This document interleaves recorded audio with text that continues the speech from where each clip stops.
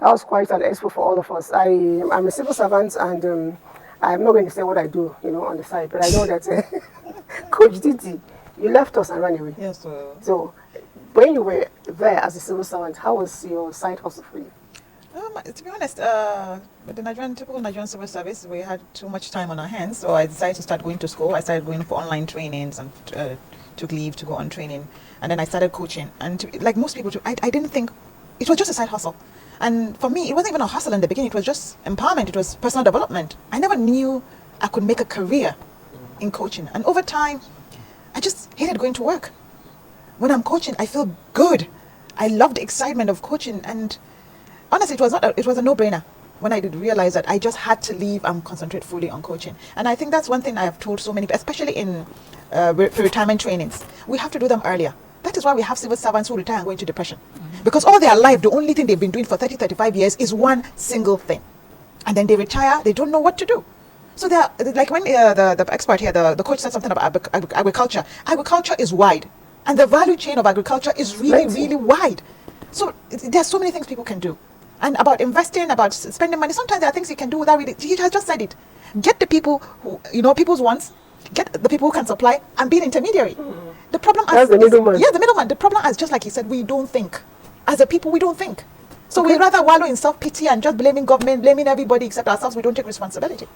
Joy, I know you've never worked for government, but I also know that while doing your own business, you may have employed some mechanism or techniques that makes it work for you.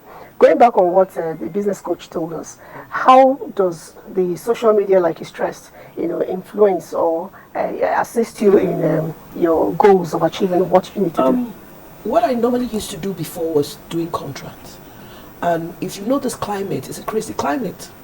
You're doing contracts, they're owing you for years. And one day I sat down and I said, why do I have to go through all this torture?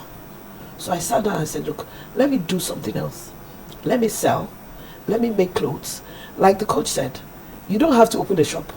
Because if you open a shop, by the time you start thinking of all the other things, from lights to rent, Abuja's rent is crazy.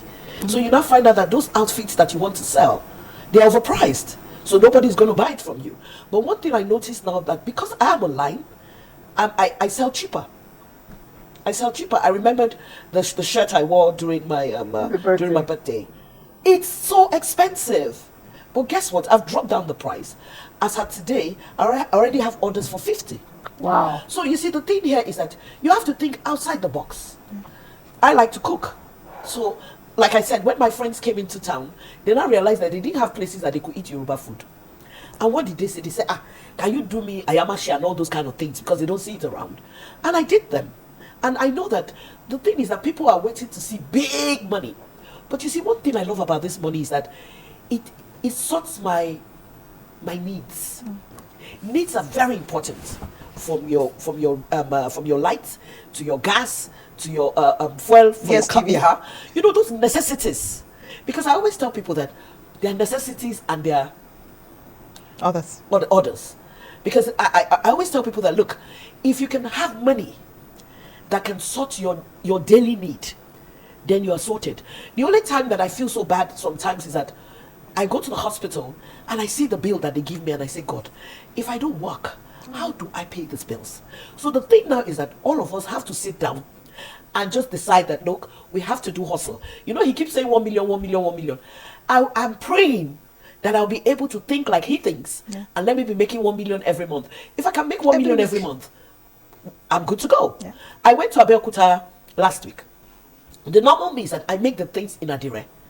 And I just decided when I got there, and I realized that, look, most of the Adires that we have here are 4 yards or 4 yards, 2 inches. But I made sure that I went there to get 5 yards. So the cost of the ones they're selling here is not going to be the same cost as the one I'm selling.